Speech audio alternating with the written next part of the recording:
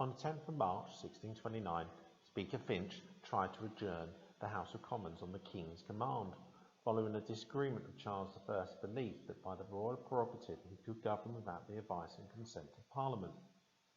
Speaker Finch was forcibly held down in his chair by 3 members, Sir John Eliot, Denzil Hollis and Benjamin Valentine, while the Commons passed a number of motions against the King's recent actions. These became known as the 3 resolutions.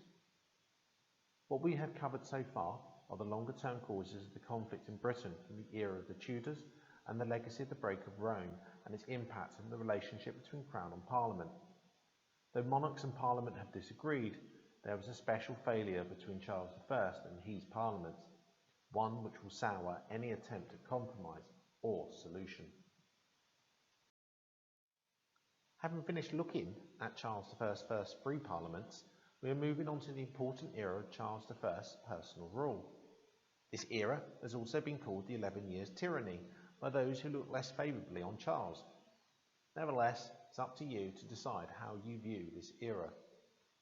In this lecture, we will investigate the cause, course and outcomes of Charles's personal rule. Knowledge-wise, you'll be able to explain the causes of the end of the personal rule. Skills-wise, you'll be making links between events considering cause or consequence. And behaviourally, you should be automatically prioritising factors to reach a conclusion. Many have suggested that Charles's plan all along was to rule without Parliament and to attempt to establish an absolute monarchy like the one seen in France or Spain. There is an intrinsic link between absolutism and Catholicism, as all Catholic monarchs tended to be absolutists. However, some have suggested if this was the case, why then did Charles I recall Parliament in 1640, when he could have just used absolutist methods to survive?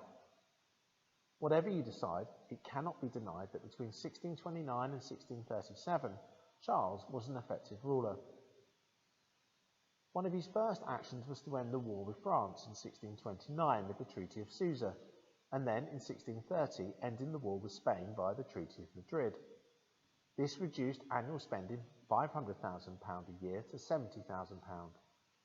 With such a reduction in annual spending, Charles I was about to use fiscal feudalism to raise the desired funds to survive.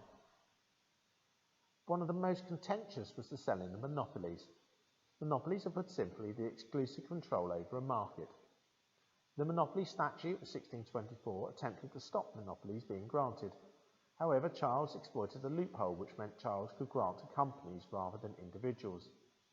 One of the most infamous is the monopoly of Popish soap, suspicious due to the amount of Catholics in the company.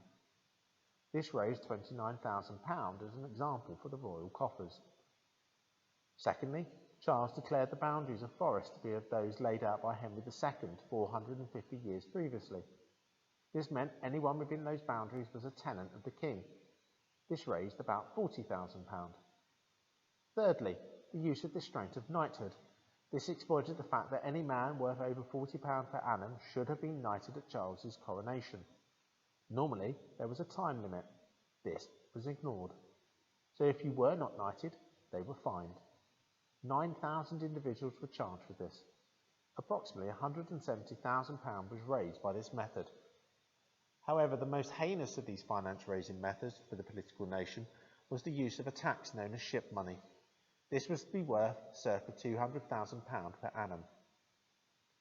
Ship money was a non-parliamentary tax, so therefore illegal as only Parliament was able to tax the people. This tax was levied on coastal towns first in 1634 for the upkeep of the navy in wartime. Britain was not in a war.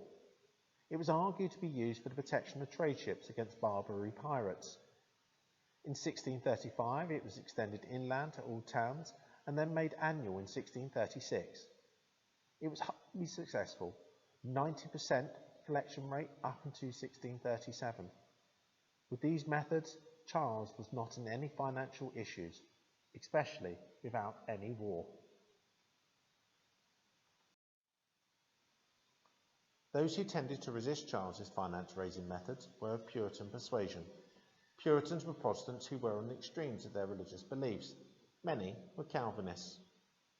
These Puritans tended to come from the gentry class in the towns and villages of England.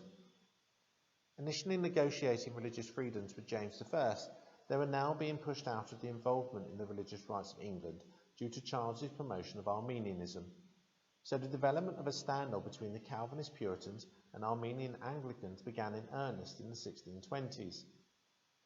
With William Laud, the Bishop of London in 1628, and the Archbishop of Canterbury from 1633, the promotion of Charles's and Laud's doctrine of the beauty of holiness was paramount.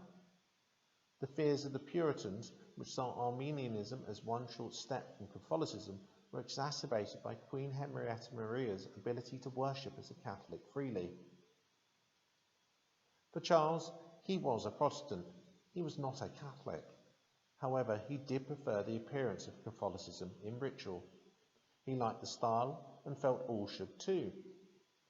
Therefore, it was all about the uniformity of church in Britain, and if a church failed to be uniform, then they were to be made to conform.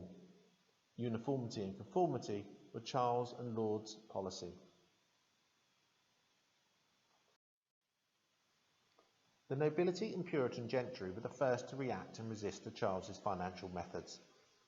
The most important resistance came from a group who supported John Hampden when he refused to pay ship money in 1636.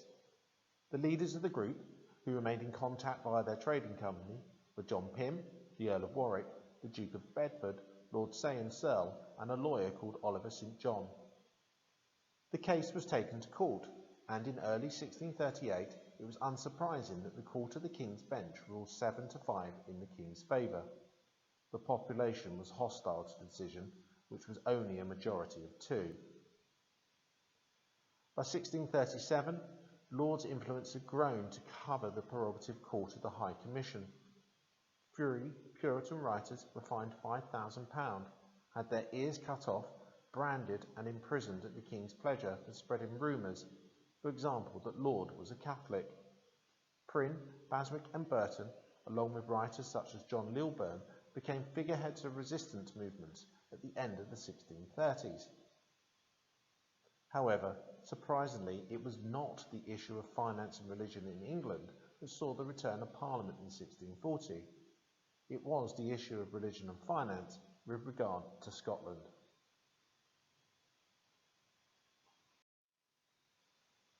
As stated earlier, Charles wanted uniformity and conformity in his kingdoms.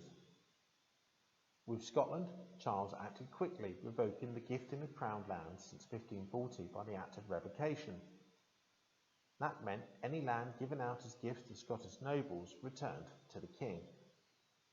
This brought most of the Scottish landed community together against their new king. Scotland was a Protestant nation.